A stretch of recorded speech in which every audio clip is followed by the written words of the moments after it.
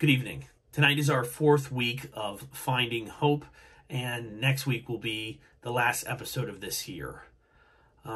We've gone all over the place and talked to so many people, and tonight's story is about Daniel Kline. We're going to hear about him from his parents in a second, but he was so young, and he was just a guy who had his entire life ahead of him, literally. And I wanted to give a fair warning that tonight's episode is heavy. Even for me, I thought it was heavy. So I wanted to give that warning, use that discretion, that even if you've gone through it like I have, it's a heavy story. So we're going to hear from his parents right now and learn a little bit about Daniel and what happened to him. I'm Glenn, and this is Donna. We're here to tell our story about Daniel. He was a 22-year-old that committed suicide, but I want to talk about Danny a little bit first. Danny was just your normal kid. He liked the Pittsburgh Steelers. He worked on a farm. He worked at a dairy farm. He liked working with the cows. Danny liked trucks, and Danny liked to have fun. If Danny walked into a room, the whole room was going to laugh, because Danny was a comedian, and he loved to make people laugh. Danny was just your normal kid, but he was a hard worker. And one thing about Danny was he was reliable and dependable. If Danny told us he was going to do something, it was done. And so everything. He was in his last year of college at KU. He was taking accounting. He was really an intelligent boy. He didn't like the cost of books, so he didn't buy them. So he went through his college years without using his books, and they gave us his diploma for magna cum laude. So he was really smart. I think he could, I think maybe he was a little too smart. He could, whatever issues he was having or feeling, I think he knew how to tell us what we wanted to hear, and we didn't realize that he must have been suffering a little bit more than we thought. Maybe with depression, we just never kind of realized it. It was in 2008 on Thanksgiving, after a night out with friends and coming home from the Thanksgiving weekend, and they were celebrating and they were out, and it was that night that he had come home and decided to end his life in his room in the basement of our home.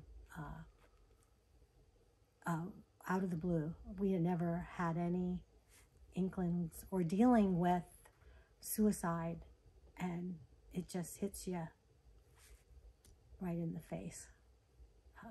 And you wander around for figuring where to go with it and what to do with it.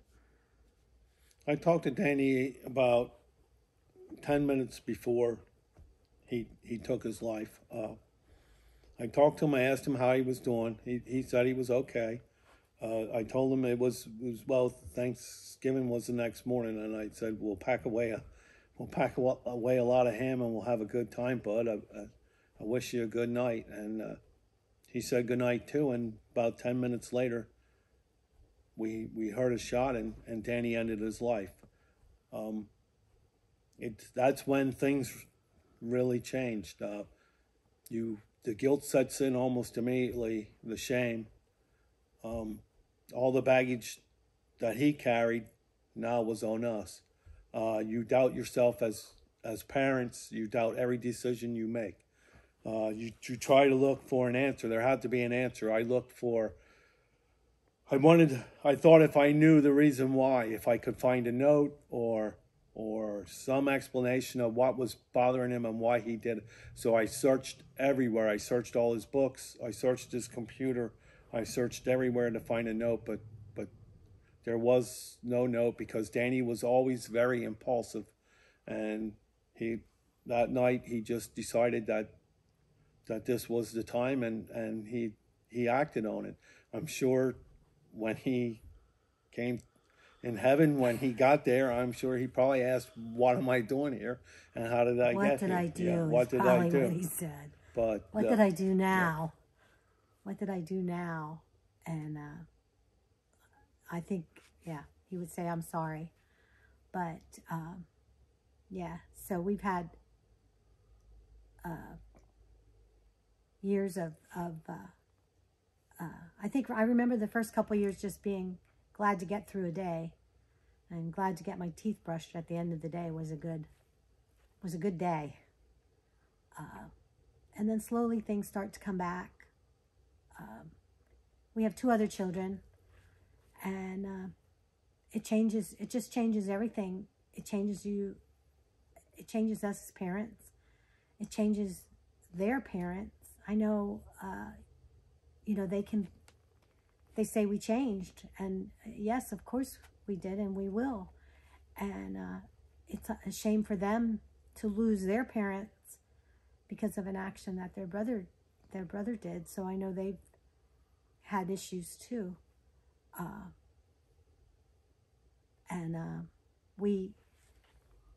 We now, well, about 5 years after he died, we went to Grief Share. We went to an organization called Grief Share. Never had heard of it before in our lives, and had come across it and started to go, and never thought we'd even be in charge of something like that. You don't want to be in charge of something like that, because you know why everybody comes, because they have a loss. But yet it has turned out, as Randy's been talked this morning about your ministry, and it's become our ministry, and some days we don't want it, but we know that God is using it, that what Danny did was meant for evil, but God's turning it around for good. And as hard as that can be, it's true.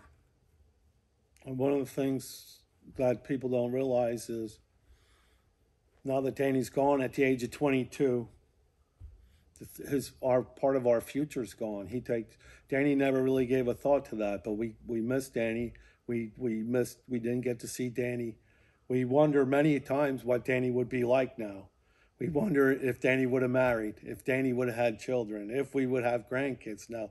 All that's gone because of the decision that Danny made that night. It was a split-second decision, and I just read an article about suicide, and the guy relates it to baseball, and one of the things is, he said, it's like if your baseball team's down 3-0 in the first inning, and you decide that the game is lost, and now you check out. And that's what Danny did. He checked out of life very early in life, and there was a lot of secondary issues that you deal with Danny's death, but now we deal with secondary things like what Danny would have been like. What job would Danny have had? I mean, he was taking college for accounting. Would Danny have stayed in that field? He always expressed he wouldn't, but we wonder, would he be farming now? He liked farming. What he would be doing? And then you watch his friends, and you see his friends, and you see them, they get married, and they're having children and stuff, and we grow up. Yep, we miss out on that. And the thing is too, Danny, in our eyes, will always remain 22. We never get to people see their children at the age of 40 and 50, but we will never see that. We will see Danny as 22, and sometimes we wish if you can find a picture that you haven't seen before, or a video, and then you get to see because it's a different memory of Danny, because ours are just stuck. And that night his life ended that night, and that's where we end that story with him that night. He's there at 22 now, forever in our minds, right? Mm-hmm. And is there anything specifically that you would want to, there could be another 22-year-old or other parents, that just had it happened, or even another 22-year-old like Danny who's just thinking about it, or could think about it. Is there anything you'd want to say to them, knowing what you know now, to prevent someone having to go through what you've gone through? I'm working with a lady right now whose brother is, I believe he's a vet, and he's struggling with issues, and he was in the hospital, but then he came home, and she just told me a day or two ago that he recommitted himself. And I told her that that might sound bad to you, but it's really not. If anybody ever reaches out to you, it is not a bad thing. It is the best thing that they can do. And just be there for them and give them the help they need and get them the support they need, so that I wish this would never happen to anybody ever again. But we know, and even with everything with COVID and all these other issues and stuff, we know it's out there a little bit more. So, I mean, I love when I see, I saw an "Are you okay" sign, a big billboard in Reading, "Are you okay?" And I just think that's awesome. I see people wearing, I talked to some girls in school that were wearing a suicide shirt and asked them about it. And we talked about it. And I just think that's an awesome thing to help people, and to know that it's okay if we can help them. We got to do what we can do to make it not such a stigma, that there is mental things out there, that you're not always right. And I think sometimes we're not always right in our mind, you know, and for some people they just have things that make it harder, or like we had heard that sometimes if a room full of people try drugs, one person out of that room has an addictive personality, and that could be the end, and it leads down another path where somebody else tries it once and they're fine and move on, and you know, but you just never know. We just have to know that that there is mental issues out there, and we have to, I think, just open up to them more and be more understanding of it than we are. I think we do. I think I just, if anybody ever comes to you with anything like that, I would just answer them with compassion and just do what you can, because you'll never regret it. Well, Danny always said he didn't have any friends. Danny always said he didn't have any friends. Danny always said nobody really cared about him. Well, when Danny's viewing, over 400 friends showed up to say their goodbyes to Danny. See, that was Danny's mistake. Danny thought that he was meaningless in life and that nobody cared. But yes, a lot of people cared. I would have done anything for Danny. All he had to do was, if that night, if he would have reached out and said, "Dad, I'm hurting," I would have been down there in a minute to be by his side. But he would not open up, and he would not. And there were his friends walk around with guilt. Friends that he asked, one friend asked him that night if he should stay over with him, and he said no. And now he walks around with guilt. All he had to do was reach out. If he would reach out to any of us, we would have helped him. And that's what you need. If you feel that you have no friends, if you feel lonely, if you feel down, if you get the thought of this, just make a call and reach out. I asked you to reach out so that you don't leave people behind, like you don't leave your friends behind with the guilt, and your parents with the love in their hearts and the guilt and the shame, because we can't help you if you don't ask. So I asked anybody watching this video, if you have any thoughts of this, just reach out and ask, because there are so many people that would help you. And this is so destructive. Danny never realized how destructive it was. And maybe I shouldn't say this on the video, but sometimes I think that maybe with the pain and the hurt, that maybe Danny would have did me a favor if he would have took us with, because he left us behind to deal, and now we have to deal with this. And sometimes it just seems unfair for us to live through this pain, and he doesn't. We're carrying the baggage he thought he had, and we're carrying it either for him or with him, where we would have gladly done it with him and done it together. All these stories so far have left with this question of why. And I think that is a question that's often asked in the events of suicide. Why did they do this? Why didn't they reach out for help? And I think there's a pretty easy misconception that it's easy to ask for help when you get that deep into your depression and into that mindset. The average human being isn't capable of killing themselves because we don't understand what happens after we tie that knot or pull that trigger or hold our breath. We don't understand what happens next. And the thing is, for those that have committed suicide, they're not thinking about what comes next. They just want the pain to stop. And that's a big difference. You almost have to be a little out of your mind to kill yourself.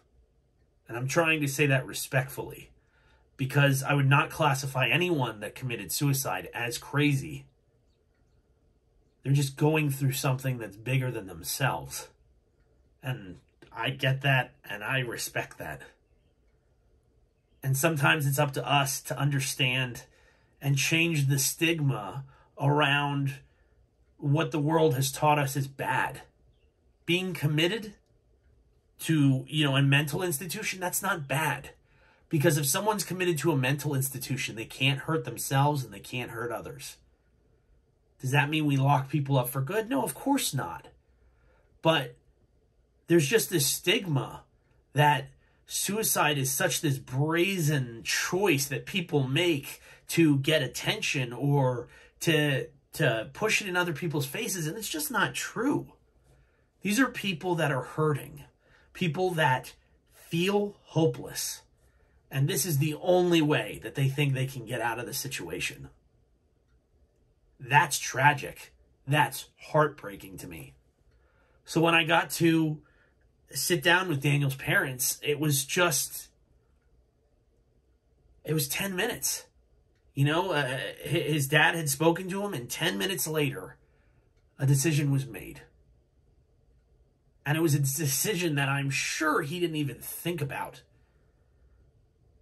It's not thought about sometimes. We just do things. And when you do something that sudden, a lot of the time, people are left behind. I talked about that with my uncle, and the Klines got to talk about it a little bit about their son. Everything Daniel was carrying, they were carrying then. I don't know what it's like to lose a child, so I'm not going to sit here and pretend like I understand their pain. I understand what it's like to lose a loved one due to suicide, but that's not the same. All I know is that we can help other people like Daniel. And the Klines have been committed to that ever since they lost their son.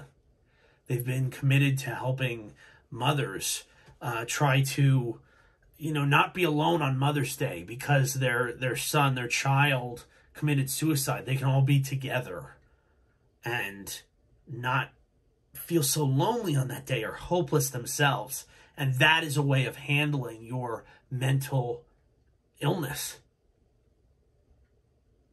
I had a very close friend of mine, even we had the discussion back and forth about if the word committed suicide was politically correct or right or wrong. And I don't know if it is right or wrong. I know that's what happened, and I know someone I love, that's what it happened to. But I think there are so many things that are just built into the stigma. Oh, if I go to the hospital for 24 hours or I'm put on a 72-hour hold, I'm crazy. That's not true. Or if I go to so-and-so, then I'm useless or hopeless and there's no fix for me and the only fix for me is meds. And sometimes that can be, a slide down into despair itself. All I can tell you is that there's always hope. Even when you feel the most amount of hopelessness, there is always hope. And if you're watching at home and you know of someone, don't listen to the stigma. Don't think it's a bad thing. If you don't feel safe, or you think your loved one might be in danger of hurting themselves or others, don't be afraid to report it. They may hate you for the rest of their lives, but they'll be alive. That's all I'm saying. I am so sorry that I didn't get to meet Daniel, because he sounded like an amazing young man. And I do wonder where he would be if he was still alive today. But I know through this tragedy, the Klines are helping other people. Through my tragedy, I'm able to speak with other people. And while we may not know who we save and who we help to not go down that road that leads to suicide, I know ultimately it is absolutely worth it, because everyone deserves hope. I'll see you guys next week. Thank you for watching. Bye. I've been away in every state line.